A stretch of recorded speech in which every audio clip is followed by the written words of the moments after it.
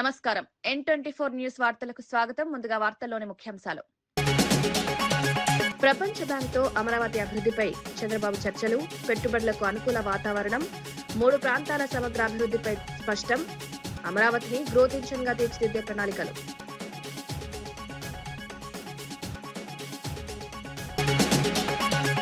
కేటీఆర్ హరీష్ పై పొంగులేటి తీవ్ర వ్యాఖ్యలు, అబద్దాలతో మభ్యల పెడుతున్నారని విమర్శ, తప్పుడు ప్రచారంతో మళ్లీ అధికారంలోకి రావాలనే ప్రయత్నం, నిజాయితీతో రాజకీయాలు చేయాలని సూచన.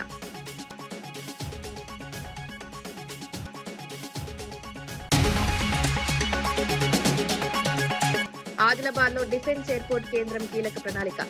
డిఫెన్స్ ఎయిర్పోర్ట్ తో ఆదిలాబాద్ అభివృద్ధికి కొత్త దారులు, రక్షణతో పాటు సివిల్ టెర్మినల్ ఏర్పాటు, వరంగల్ ఎయిర్పోర్ట్ కు శంకుస్థాపన.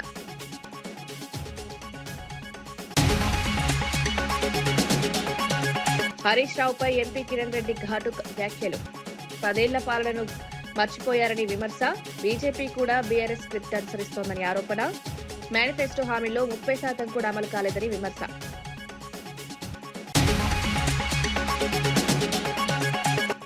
రైతుల భూముల వివాదంపై మందకృష్ణ ఘాటు హెచ్చరిక, సమస్యలపై రైతులతో భేటీ నిర్వహణ, పేద రైతులను ఇబ్బంది పెట్టడం సరికాదని వ్యాఖ్య, అన్యాయం జరిగితే ఉద్యమాలు చేస్తామని హెచ్చరిక.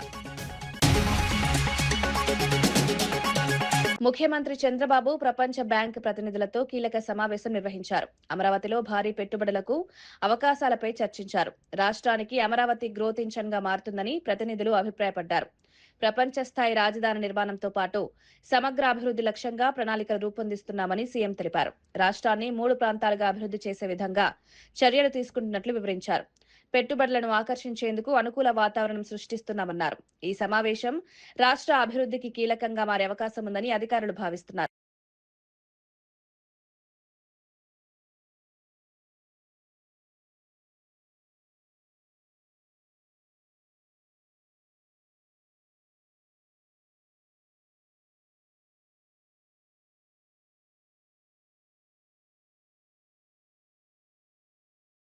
మంత్రి Nara Lokesh my TDP app లో ఉత్తమంగా పనిచేసిన టాప్ 10 కార్యకర్తలతో ఆత్మీయ భేటీ నిర్వహించారు. కష్టపడిన వారిని గుర్తించడం పార్టీ సిద్ధాంతమని తెలిపారు. కార్యకర్తల పనితీరే వారికి గుర్తింపు తీసుకొచ్చిందని అభినందించారు. పార్టీ కార్యక్రమాలను సమర్థంగా అమలు చేస్తే టీడీపీ శతాబ్దం పాటు కొనసాగుతుందన్నారు. పార్టీ సిద్ధాంతాలను ప్రజల్లోకి తీసుకువెళ్లాలని దిశానిర్దేశం చేశారు. యాప్ ను సమర్థంగా వినియోగించిన కార్యకర్తలను ఘనంగా సత్కరించారు.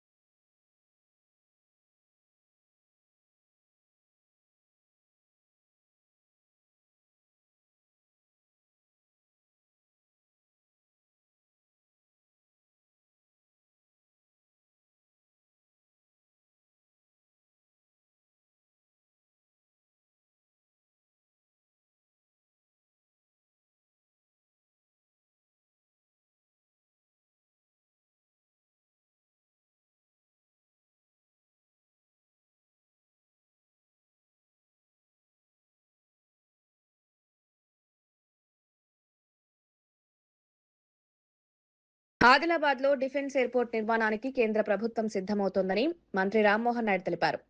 ఈ నెల 17న రక్షణ, సివిల్ ఏవియేషన్ రాష్ట్ర అధికారులతో కలిసి క్షేత్రస్థాయి పర్యటన చేపడతామన్నారు. రక్షణ శాఖ నిర్మించే ఈ ఎయిర్పోర్ట్ లో సివిల్ ఏవియేషన్ కోసం ప్రత్యేక టెర్మినల్ ఏర్పాటు చేస్తామని వెల్లడించారు. వరంగల్ విమానాశ్రయానికి 3 నెలల్లో శంకుస్థాపన జరుగుతుందన్నారు. ఈ ప్రాజెక్టులతో ప్రాంతీయ అభివృద్ధికి కొత్త దారులు తెరుచుకుంటాయన్నారు. ఉద్యోగ అవకాశాలు పెరగడంతో పాటు రవాణా సదుపాయాలు మెరుగుపడతాయని అన్నారు. Have any nearby airport facility also have been aspiring to build an airport for themselves in the state in the region of Adilabad, and this issue has been strongly taken up by Minister Kishan Reddy ji, who comes from that state and who has been constantly guiding me also in or advising from the state of Telangana on how to have more airports built, because the only major airport in the state of Telangana is the Hyderabad Shamshabad airport, that has been built nearly 25 years ago. So there is a need for Telangana to have more airports, and that is the idea and the vision of our Honorable Prime Minister Narendra Modi ji. For Viksit Bharat 2047, we are envisioning 350 airports. We have around 165 airports today, so we have to double the number of airports. And we are looking at the remote areas, we are looking at the tier 2, tier 3 cities to build these new airports. And Adilabad is one of the most prospective areas to build an airport today. And what we have observed there is that there is already an old airstrip lying with the Ministry of Defence, and they have compiled 370 acres of land for themselves. So that is why it was important for us to interact with the Ministry of Defence to get their support in expanding that airport into a proper full-fledged airport. So we are very thankful on behalf of the state of Telangana and people of Telangana that Rajnath Singh sir has extended full cooperation in building the airport, and all the necessary approvals also. He has assured that we are in the interest of building an airport there. And another aspect that he has communicated was that they want to set up a nice training facility from the side of defense to be operational in Adilabad region. So that is going to be an added activity for the airport. YCP నేతలపై Ponnuru MLA Dhulipala Narendra తీవ్ర విమర్శలు చేశారు. విధ్వంసంతో ప్రారంభమైన పాలన ఇప్పుడు 11 సీట్లకు పరిమితమైన వారి వైఖరిలో మార్పు లేదన్నారు. గొడవలు సృష్టించి రాజకీయ లాభం పొందడం వైసీపీ నైజమని ఆరోపించారు. చట్టాన్ని మించిన చర్యలు చేస్తే కఠిన చర్యలు తప్పవని హెచ్చరించారు. ప్రజాస్వామ్య వ్యవస్థలో చట్టం తన పని తాను చేసుకుంటుందని స్పష్టం చేశారు. రాజకీయాల్లో బాధ్యతాయుతంగా వ్యవహరించాలని సూచించారు. ఈ వ్యాఖ్యలు ఆంధ్రప్రదేశ్ రాజకీయాల్లో చర్చనీయాంశంగా మారాయి. వేధింపులు భరించే ప్రజలు తిరుగుబాటు చేశారు. ప్రజా తిరుగుబాటు వల్లే జగన్మోహన్ రెడ్డి ప్రభుత్వం 11 సీట్లు పడిపోయింది. మీరు ఇంకా కనుక బుద్ధి తెచ్చుకోబోతే రాబోయే రోజుల్లో మీ అస్తిత్వాన్ని కోల్పోయే రోజులు ఉన్నాయని చెప్పి తెలియజేస్తా ఉన్నాం. బీఆర్ఎస్ నేత హరీష్ రావుపై ఎంపీ చామల కిరణ్ కుమార్ రెడ్డి తీవ్రంగా స్పందించారు. 10 ఏళ్లు అధికారంలో ఉన్న బీఆర్ఎస్ ను ప్రజలు మర్చిపోయారన్నారు. ముఖ్యమంత్రి కావాలంటే ప్రజలకు నిజాలు చెప్పాలని సూచించారు.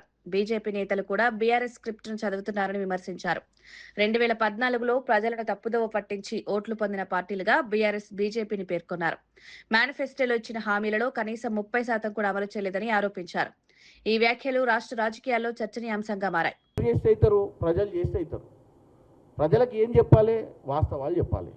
2014లో 18లో మీరు ఇచ్చినటువంటి వాగ్దానాలు ముంచి మొదలు పెడదాం. ఎందుకంటే మీరు రోజు వచ్చి కాంగ్రెస్ పార్టీ 6 గ్యారెంటీల గురించి మీతో పాటు మీరు మాట్లాడినాక మీ స్క్రిప్టును దొంగలించి మీ స్క్రిప్టును దొంగలిస్తుర్రో మీరే షేర్ చేస్తుర్రో మా తర్వాత మీరు ప్రెస్ మీట్ పెట్టమని బండి సంజయ్ గారికి, బీజేపీ నాయకులకు, మీ బీ టీం పార్టీకి మీరు పొద్దున ప్రెస్ మీట్ పెడతారు, మధ్యాహ్నం తర్వాత అదే రైమ్స్ పాడడానికి వాళ్ళు వస్తారు. వాళ్ళు కూడా వచ్చి 6 గ్యారెంటీలు అంటారు. నేను ఇద్దరికి సమాధానం చెప్పదలుచుకున్నా ఇవాళ గ్యారెంటీల మీద. ఈ భారతదేశంలో గత కొన్ని ఏళ్ళుగా, అంటే మనం పోనీ 2014 తీసుకుందాం, ఎందుకంటే అప్పుడే బీఆర్ఎస్ పార్టీ వచ్చింది, అప్పుడే బీజేపీ పార్టీ వచ్చింది. ఇంక అంతకుముందు అంటే కాంగ్రెసే ఉంది కాబట్టి ఇంక నా గురించి నేను ఎందుకు చెప్పాలి, మా పార్టీ గురించి. 2014లో ప్రజలను తప్పుతో పట్టించి ఓట్లు వేయించుకున్న పార్టీలు ఏంటి? 2014 నుంచి ఈ రోజు వరకు అధికారంలో ఉన్నటువంటి బీజేపీ పార్టీ సెంట్రల్లో, 2014 నుంచి 2023కు ప్రజలు గమనించి, ప్రజలు గుర్తుపట్టి, ప్రజలు వాస్తవాలు తెలుసుకొని తరిమి కొట్టినటువంటి బీఆర్ఎస్ పార్టీ. 14-18లో మీరు ఇచ్చిన మేనిఫెస్టోలో 30% కూడా చేయలే మీరు.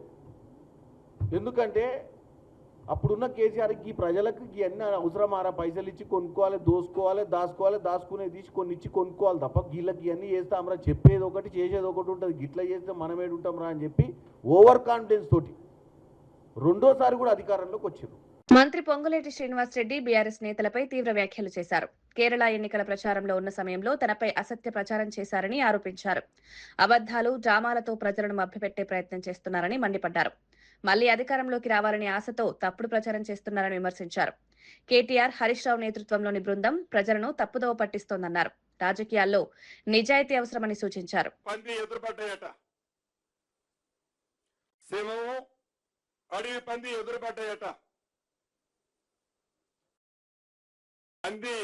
ఈ సింహాన్ని రెచ్చగొట్టడానికి ప్రయత్నం చేస్తుందట. నువ్వేం చేయలేవు, నువ్వు అది చేయలేవు, నువ్వు ఇచ్చేయలేవు, నువ్వు ఎత్తుగా లావుగా ఉన్నావు అని ప్రేరేపణలు పేలుతుందట. పేలి పేలి పేలి శవానికి ఒక స్టేజ్ లో కోపం వచ్చిందట. వస్తే సింహం 2 అడుగులు ముందుకేసేసరికి ఈ అడవి పంది పక్కనే ఒక పెద్ద గుంట ఉందట, బురద గుంట. పోయి ఆ బురద గుంటలో పోయి మొత్తం ఆ బురద పూసుకొని వచ్చి ఇప్పుడు రమ్మంటుందట. అంటే అది బురద రాసుకుంటే ఆ బురద సింహం రాసుకుంటది. 10 సంవత్సరాల్లో ఏవైతే ఈ రాష్ట్రాన్ని కొల్లగొట్టి ఆ బురదని ఈ ప్రభుత్వానికి అంటగట్టాలని ఎంత తాపత్రయపడుతుందో. మాజీ స్పీకర్ తమ్మినేని సీతారాం అమరావతి రాజధాని అంశంపై సంచలన వ్యాఖ్యలు చేశారు. ప్లాన్ బి మావిగన్ను అమలు చేస్తే ప్రపంచ స్థాయిలో పోటీ పడగలమన్నారు. అమరావతికి ఖర్చు చేస్తున్న మొత్తంలో కొంత భాగం మావిగన్ కు వెచ్చిస్తే అది నెంబర్ 1 రాజధాని అవుతుందని పేర్కొన్నారు. అప్పుల్లో ఉన్న రాష్ట్రంపై మరింత భారం మోపడం సరికాదని విమర్శించారు. ఈ విషయంలో ప్రభుత్వం సరైన ఆలోచన చేయడం లేదన్నారు. ఒక ప్రతిపక్ష రాజకీయ పార్టీగా మా బాధ్యత ఏంటి? సులభతరంగా మీరు పూర్తి చేసుకోగలిగే పరిస్థితి కల్పిస్తుంది. అందులో 10% మీరు ఖర్చు పెడితే నెంబర్ 1 ఎగ్జిక్యూటివ్ అవుతుంది, నెంబర్ 1 రాజధాని. మీరు ఆ పాట ఆలోచించలేదా బాబు గారు? మీకు ఆ మాత్రం తెలియదా? అలా తిరుపతి లడ్డూలో పందుకో కలిసింది, దీంట్లో ఇది 2 ఏళ్ళు ఆగారు దానికోసం. సాగది ఆఖరి తప్పను.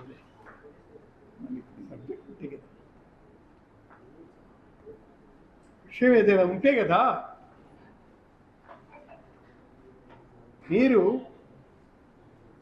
అది కానప్పుడు plan B is an excellent proposal for you. తర్వాత మీ ఇష్టం.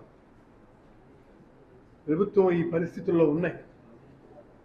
అప్పులే ఇప్పుడు 3,050 కోట్ల పైన ఉన్నాయి కదా, 3,52,000 కోట్లు ఉన్నాయి కదా.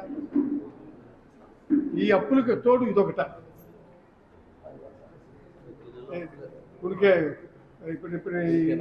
కునికే నక్క మీద తాటికాయ పడినట్టుగా ఇదొకటే.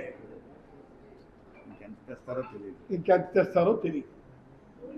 అందుకు మావిగాన్పై ప్రజలు, మేధావులు, విద్యావంతులు, పాత్రికేయులు, మహిళలు, విద్యార్థులు అందరూ కూడా యునానిమస్గా ఆలోచించి మావిగాన్ని సెలెక్ట్ చేసుకోండి అని చెప్తున్నారు. రైతుల హక్కులకు భంగం కలిగితే సహించబోమని మందకృష్ణ మాదిగ స్పష్టం చేశారు. అమీన్పూర్ మండలం ఐలాపూర్ గ్రామంలోని భూ వివాదాన్ని పరిశీలించి రైతులను పరామర్శించారు. సర్వే నెంబర్లు 1 నుండి 220 వరకు ఉన్న 1,265 ఎకరాల భూమిపై సమస్యలు కొనసాగుతున్నాయన్నారు. పేద రైతులను హైడ్రా ఇబ్బంది పెట్టడం సరికాదని మండిపడ్డారు. ప్రభుత్వ యంత్రాంగం రైతుల పక్షాన నిలవాలని సూచించారు. భూముల విషయంలో అన్యాయం జరిగితే పెద్ద ఎత్తున ఉద్యమాలు చేస్తామని హెచ్చరించారు. ఏ నిర్ణయం తీసుకోదలుచుకున్నా అది రైతులను, ప్రజలను భయభ్రాంతులు చేసే విధంగా ఉండకూడదని, అది హైడ్రా అయినా హైడ్రా నిబంధనల పరిధిలోనే భయభ్రాంతులు గురిగాని పద్ధతిలోనే వ్యవహరించాలని, రెవెన్యూ డిపార్ట్మెంట్ కూడా కోర్టు పరిధిలో ఉండబడే వివాదాస్పద భూముల అంశాలని అంతిమంగా పూర్తి తీర్పు వచ్చేంత వరకు సంయమనం పాటించాలని నేను ముఖ్యంగా రాష్ట్ర ముఖ్యమంత్రి గౌరవ రేవంత్ రెడ్డి గారికి విజ్ఞప్తి చేస్తున్నా, గుర్తు చేస్తున్నా. తెలంగాణలో భూముల దోపిడీ జరుగుతోందని బీఆర్ఎస్ నేత ఆర్ఎస్ ప్రవీణ్ కుమార్ ఆరోపించారు.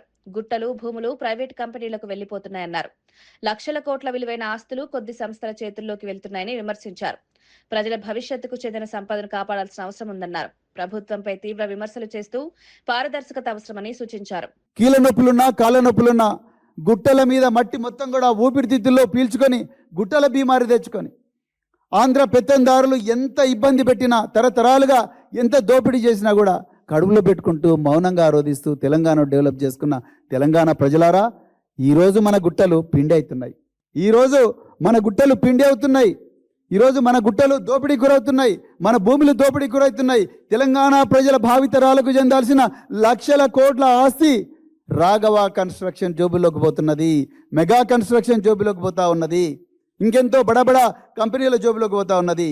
ఇలా డీజిల్తో నడుస్తున్న జనరేటర్లు ఏవేవి కొత్వాల్గూడ ఏరియాలను అడిగితే మాకు వచ్చిన reply, assistant director mines and geology నుంచి వచ్చిన reply, Bhagat Singh stone crusher, Parameshwar Singh stone crusher, unnamed stone crusher, Raghava constructions, Shri Sai mines, great India mining private limited. 4వ నెంబర్లో Raghava construction, survey number 63, Kothwalguda, mandal Shamshabad, Rangareddy, working on generator. This is not my కవిత్వం, this is AD mines and geology ఇచ్చిన కవిత్వం. ఆయన ఇచ్చిన notice ఇది, ఆయన ఇచ్చిన రిప్లై. ఇప్పుడు చెప్పండి శ్రీనివాసరెడ్డి గారు, మీకు సంబంధం లేదా కొత్వాల్గూడ మైన్స్? ఎంతసేపు మీరు హరీష్ రావు గారిని, కేటీఆర్ గారిని, కేసీఆర్ గారిని, బీఆర్ఎస్ పార్టీని నిందిస్తున్నారు కదా, ఇప్పుడు మీరు చెప్పండి ఆధారాలు మేము ముందర పెట్టినాం, రండి ఇప్పుడే ఇక్కడే ఛాయ్ తాగిపోదాం అక్కడికి అమరవీరుల స్తూపం దగ్గరికి.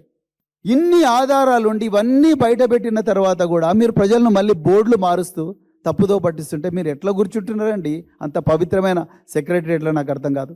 ఒకవైపు అమరవీరుల స్తూపం, మరోవైపు బాబాసాహెబ్ అంబేద్కర్, ఒకవైపు తథాగత గౌతమ బుద్ధుడు, వాళ్ళందరి మహనీయుల మధ్యలో ఉన్న కేసీఆర్ గారు ఎంతో అపురూపంగా కట్టిన సెక్రటరియట్లో కూర్చునే అర్హత ఉందా శ్రీనివాసరెడ్డి గారు మీకు? మియాపూర్లో బీఆర్ఎస్ నేత రవి యాదవ్ పై పోలీసులు కేసు నమోదు చేయడం వివాదాస్పదమైంది. శేరిలింగంపల్లి ఎమ్మెల్యే అరికపూడి గాంధీ ఫిర్యాదు మేరకు ఈ కేసు నమోదు చేసినట్లు సమాచారం. కాలనీలలో డ్రైనేజీ సమస్యలపై ప్లేకార్డును ప్రదర్శించడంతో ఈ వివాదం ప్రారంభమైంది. ఈ కేసును తప్పుడు ఆరోపణలుగా న్యాయవాదులు అభివర్ణించారు.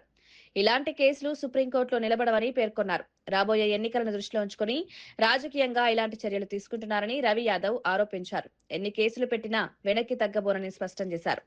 జరిగింది. కన్సెంట్ డీసీపీ గారికి, కన్సెంట్ మేజిస్ట్రేట్లకు కూడా డైరెక్షన్ ఇవ్వడం జరిగింది.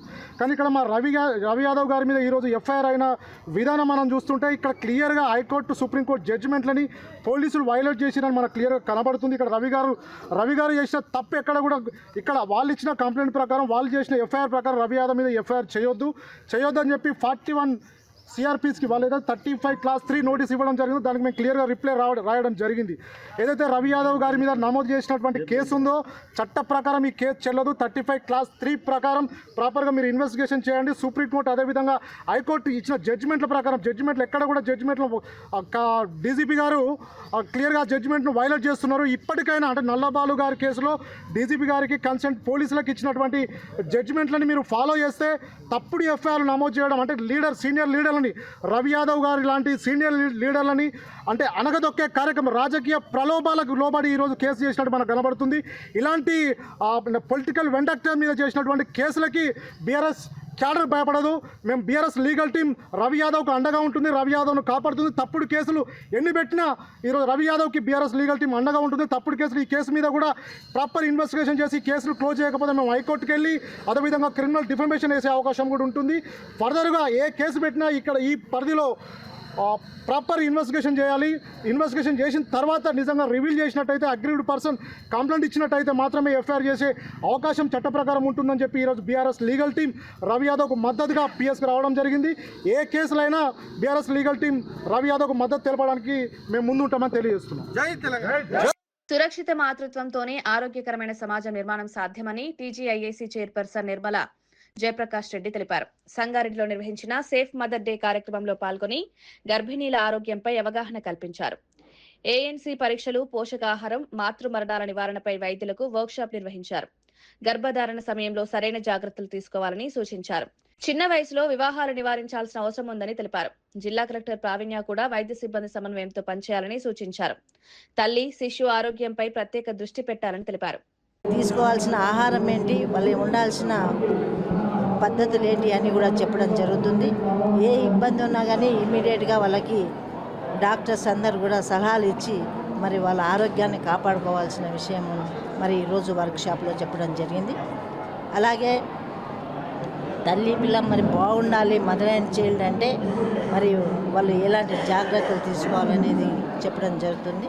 మరి ముఖ్యంగా రాష్ట్ర ప్రభుత్వం మరి వైద్య శాఖ మంత్రివర్యులు దామోదర్ రాజనరసింహ గారు, అలాగే ముఖ్యమంత్రి రేవంత్ రెడ్డి గారు మరి దీని మీద ఎక్కువ ఫోకస్ పెట్టి అందరూ కూడా ఆరోగ్యంగా ఉండాలనే ఉద్దేశంతో మరి సమాజంలో ఉన్న ప్రతి ఒక్కరు కూడా దీన్ని సద్వినియోగం చేసుకోవాలని తెలియజేయడానికి ఈ కార్యక్రమం చేసిన కలెక్టర్ గారికి అందరికీ కూడా ధన్యవాదాలు.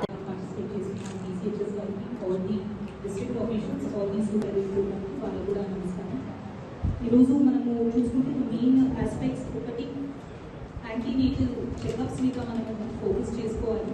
ఈ యాంటీనేటల్ చెకప్స్ మనకి ఆశా అండ్ ఏఎన్ఎం నెట్వర్క్ చాలా స్ట్రాంగ్ ఉంది. వాళ్ళు చేస్తున్న రెగ్యులర్ ఎవ్రీ ట్రైమిస్టర్ వాళ్ళు చేస్తున్న చెకప్స్ వాళ్ళు డిఎన్సీకి ఇవన్నీ తీసుకొస్తున్నారు. That is the crucial stage at which majority of the cases can be avoided into high risk కానీ ఆర్ అర్లీ డిటెక్షన్ ఉంటేనే they will be able to take corrective action at the right time. 100% tracking of every women డిస్ట్రిక్ట్లో, రూరల్లో అవ్వచ్చు, అర్బన్లో అవ్వచ్చు, 100% of the women who are pregnant they should be tracked by our health system. So I request that మీరు field స్టాఫ్ని ఇంకా కొంచెం motivate చేసి ఎవరిని కూడా వాళ్ళు మిస్ చేయకుండా they should all be updated in our system and regular ఇంటర్వెల్స్లో వాళ్ళకి జరగాల్సిన యాంటీనేటల్ చెకప్స్కి వాళ్ళు కంపల్సరీ రావాలి. అండ్ మనకి ఎవ్రీ మండే ఏదైతే యాంటీనేటల్ చెకప్స్ జరుగుతాయో అప్పుడు కూడా మనము రొటీన్గా కాకుండా if you detect any case of high risk pregnancy అవ్వచ్చు ఆర్ మీకు ఎక్కడైనా డౌట్ ఉన్నా కూడా please advise them to go for checkups, diagnostics అవ్వచ్చు ఆర్ ఇష్యూ ఎస్కలేట్ చేసి please ask them to visit special physician, gynaecologist కానీ ఎక్కడైతే రిక్వైర్మెంట్ ఉందో వాళ్ళని ఎర్లీ స్టేజెస్లోనే వాళ్ళకి గైడెన్స్ అనేది ఇవ్వాల్సిందిగా రిక్వెస్ట్ చేస్తున్నాను.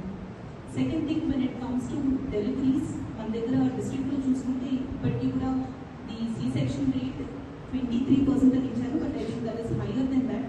ఓన్లీ ద గవర్నమెంట్ రేట్ 23 వస్తుంది. ఇందాక ఐ థింక్ డాక్టర్ చెప్పినట్టు 10 to 15% is what is recommended by WHO. It has to come down to that level and only in the rarest rare cases ఎక్కడైతే మనకి తప్పని పరిస్థితుల్లో మాత్రమే we should be encouraging C section. Otherwise normal డెలివరీస్కి వాళ్ళని mindset అనేది వాళ్ళకి set చేయడం and secondly necessary guidance from early on. And it is not just the mother, family మెంబర్స్కి కూడా ఆ కన్సర్న్ గైడెన్స్ అనేది అవసరం ఉంది.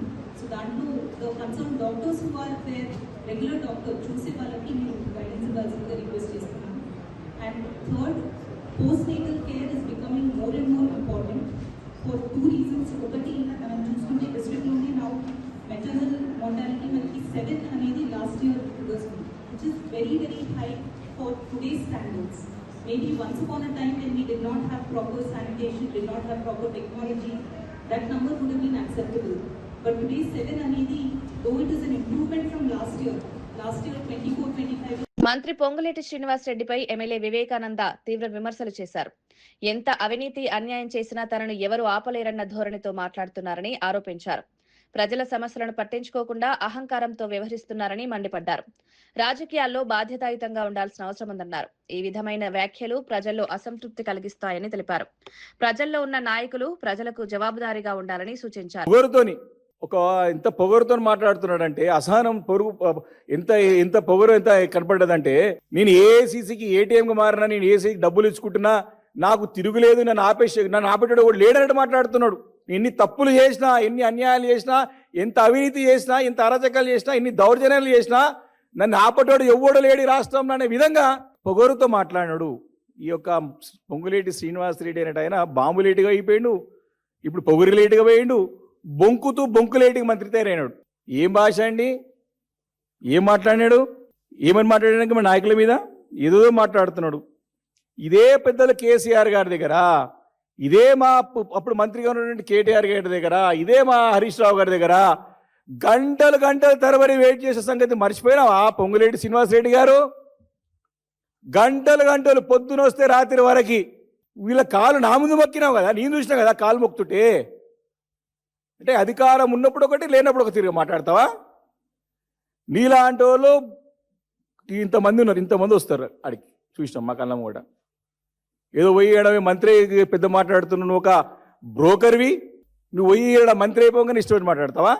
అంటే ఇక్కడ ఉన్నప్పుడేమో కాళ్ళు పట్టుకుంటావు, దేవుళ్ళు అంటావు, గంటలు గంటలు వెయిట్ చేస్తావు. ఇప్పుడేమో అధికారం రాగానే అధికార మదంతో మాట్లాడతావా? కాబట్టి మొత్తం ఈరోజు స్పష్టంగా అసెంబ్లీలో 28 తారీఖున మార్చ్ 28 రోజు మైండ్స్ ఒక పద్ధతుల మీద అంటే ఇండస్ట్రీస్ పద్ధతుల మీద మాట్లాడేటప్పుడు మా party ఉపనాయకులు legislative party ఉపనాయకులు Harish Rao గారు స్పష్టమైన ఆధారాలతో పాటు స్పీకర్ గారు అంటే అందరి సభ ముందు తన యొక్క కంపెనీ అవినీతిని బయట పెడితే నీ ముందే కదా మాట్లాడింది ఆ రోజు. మేము కూడా ఉన్నాం కదా, నీ ముందే కదా ఆ రోజు హరీష్ రావు గారు అన్ని బయట పెడితే సమాధానం చెప్పలేక పోయి మంత్రులందరితో ప్రలోభపడి వాళ్ళందరితో ప్రధేయపడి ముఖ్యమంత్రి గారి దగ్గర పోయి వాళ్ళతో చెప్పించుకొని దమ్ము లేదా 28 తారీఖు మాట్లాడితే ఈరోజు 8వ తారీఖు 12 రోజుల తర్వాత దాదాపు 10-12 రోజులు 11-12 రోజుల తర్వాత ఈరోజు బయటకు వచ్చి మాట్లాడుతున్నావే. ఆధారాలతో పాటు అవసరం అనుకుంటే మావి తప్పైతే మమ్మల్ని ఉరి తీయండి, దేనికైనా సిద్ధమని చెప్పేసి మేము ఛాలెంజ్ చేసినాం ఆ రోజు. హరీష్ రావు గారు సమానం లేదా రోజు నీకు? తప్పించుకో, రాత్రికి ఫ్లైట్ ఎక్కి కేరళ వెళ్ళిపోయినావు. పోతే ఏంది ఇక్కడ అంతా మంత్రులందరితో ఏం చెప్పిస్తావు? రాఘవ కన్స్ట్రక్షన్స్ ఎవరిదని చెప్పించినావు? ఎవరిదో ముఖ్యమంత్రి గారు సభలో ఆన్ రికార్డ్ రాఘవ కన్స్ట్రక్షన్స్ కి పొంగులేటి శ్రీనివాస్ గారికి ఇదే బొంకులేటి శ్రీనివాస్ రెడ్డికి ఏం సంబంధం అండి అన్నాడు. ఏదో దూర బంధువు రెడ్డి అయినంత మాత్రాన కలుస్తారు, ఆ చుట్టరికరం కలుస్తుంది, ఎక్కడ చుట్టరికం దూరం చుట్టరికం కలుస్తుంది, కానీ ఆయనకి ఏం సంబంధము అన్నాడు. ఇంతకంటే దిగజారుడు, ఇంతకంటే సిగ్గుచేటమని ఉంటుందా? ఈరోజు వచ్చి దానికి అంత కూడా వివరణ ఇస్తా ఉన్నారు. ఈరోజు అంటే ఆ రోజు అసెంబ్లీలో ఒక మాట, ఈరోజు ఒక మాట. ఆ రోజు తప్పించుకుపోయింది బీఆర్ఎస్ పార్టీ కాదు, మేము కాదు. తోక ముడుచుకొని దొంగలేక పారిపోయిన ఆ రోజు పొంగిరెడ్డి శ్రీనివాసరెడ్డి కేరళకు అని చెప్పి చెప్తానని దొంగలేక పారిపోయిన రోజు. నల్గొండ జిల్లా మాన్యం చెల్కల్లో నూతనంగా నిర్మించిన పట్టణ ప్రాథమిక ఆరోగ్య కేంద్రాన్ని మంత్రి కోమటిరెడ్డి వెంకటరెడ్డి ప్రారంభించారు. 2 కోట్ల రూపాయల వ్యయంతో నిర్మించిన ఈ భవనం ద్వారా పేద ప్రజలకు నాణ్యమైన వైద్య సేవలు అందించడమే లక్ష్యమన్నారు. ఉచిత వైద్య సేవలను మరింత విస్తరించేందుకు ప్రభుత్వం కృషి చేస్తోందని స్పష్టం చేశారు. ప్రతి కుటుంబానికి ఆరోగ్య భద్రత కల్పించే దిశగా చర్యలు కొనసాగుతున్నాయన్నారు. గ్రామీణ ప్రాంతాల్లో వైద్య సదుపాయాలు మెరుగుపడతాయని పేర్కొన్నారు. ఈ కేంద్రం ప్రారంభంతో స్థానికులకు ఆరోగ్య సేవలు చేరువయ్యాయి. అంతా ఓల్డ్ ఏజ్ వాళ్ళు, ప్రెగ్నెంట్ లేడీస్ రోజు 40-50 మంది వస్తున్నారు. ఇబ్బందిగా ఉందని చెప్పి చిన్న రూమ్లో డాక్టర్ గారు నాకు చెప్పినప్పుడు నాకు ఆలోచన వచ్చి జైల్స్ డీజీపీ మన సౌరభ్ మిశ్రా గారిని కన్వీన్ చేసి జైళ్ళలో జైలు వాళ్ళు ఒక యార్డు కూడా ల్యాండ్ చేయరు, అలాంటిది నాకు కన్వీన్ చేసి ఈ పరిస్థితుల్ని దాదాపు 40,000 మందికి 13 డివిజన్లలో ప్రైవేట్ హెల్త్ సెంటర్ కట్టాలనుకుంటున్నాం అని చెప్పినప్పుడు వారు కూడా సెక్రటరియట్లో నా ఛాంబర్కి వచ్చి ఇమీడియట్గా ఆర్డర్లు ఇవ్వడం చాలా సంతోషం. ఈరోజు అక్కడ పిఎస్సిలో రెంటల్ రూమ్లో ఉన్నప్పుడు. వార్తలు ముగించే ముందు ముఖ్యాంశాలు మరోసారి. ప్రపంచ బ్యాంక్తో అమరావతి అభివృద్ధిపై చంద్రబాబు చర్చలు, పెట్టుబడులకు అనుకూల వాతావరణం, 3 ప్రాంతాల సమగ్ర అభివృద్ధిపై స్పష్టం, అమరావతిని గ్రోత్ ఇంజన్ గా తీర్చిదిద్దే ప్రణాళికలు.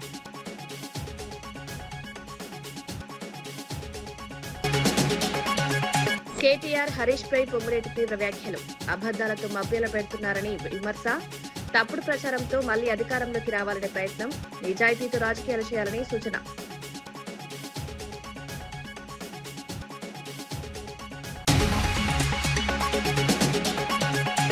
ఆదిలాబాద్ లో డిఫెన్స్ ఎయిర్పోర్ట్ కేంద్రం కీలక ప్రణాళిక.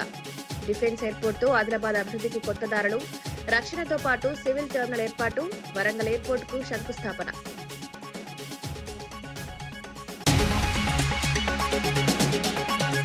హరీష్ రావుపై ఎంపీ కిరణ్ రెడ్డి ఘాటు వ్యాఖ్యలు, 10 ఏళ్ల పాలనను మర్చిపోయారని విమర్శ, బీజేపీ కూడా బీఆర్ఎస్ స్క్రిప్ట్ అనుసరిస్తోందని ఆరోపణ, మేనిఫెస్టో హామీల్లో 30% కూడా అమలు కాలేదని విమర్శ.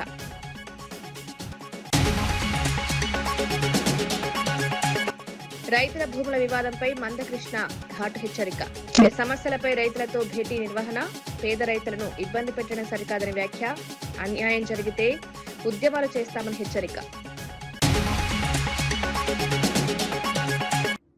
ఇవి ఈనాటి వార్తా విశేషాలు. మరో బులెటిన్లో మళ్ళీ కలుద్దాం. నమస్కారం.